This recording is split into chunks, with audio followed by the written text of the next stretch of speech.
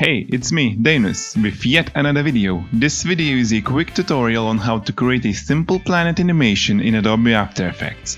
I have here an Earth map picture. I will leave a link in the description for it. Let's apply CC Sphere effect. It automatically makes the Earth's picture to a round Earth-looking shape.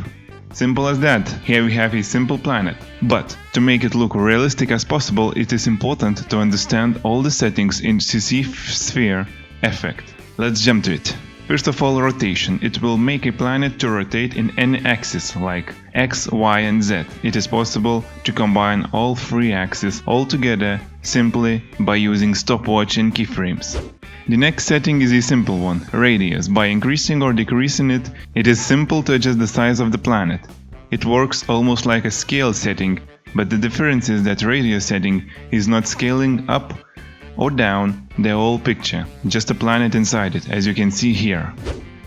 By clicking offset, it is possible to move a planet without moving the whole picture, as you can see by this frame. Using keyframes and offset, it is possible to make a planet movement. Render settings makes a different size of the picture into a planet, nothing more to talk about. Now the fun part, lighting. Here it is possible to change light intensity or brightness, color, height and direction. Height settings lets us to choose how high or low the light source is. Direction lets us to choose direction from where the light source glows. In order to get the best results, I really recommend to play with these two settings. Now shading. Ambient makes the planet light or drown into darkness. Diffuse adjust the light. At 100 it shines the best, at 0, well, you see the difference. Speckle increases or decreases the lit area brightness. It makes like reflecting effect on the planet, looks like the planet reflects the light. Roughness increases or decreases the size of a specular effect. The closer to 0 it is, the smaller spot of light will be.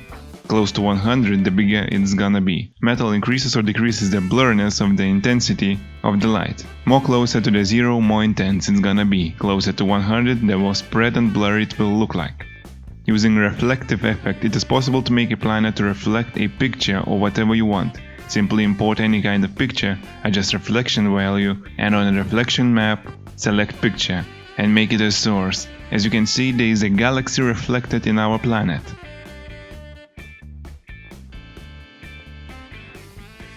That would be all about the settings. Now, if you want to create extraterrestrial looking, never seen planet, it is possible to make a planet from any kind of picture using CC Sphere.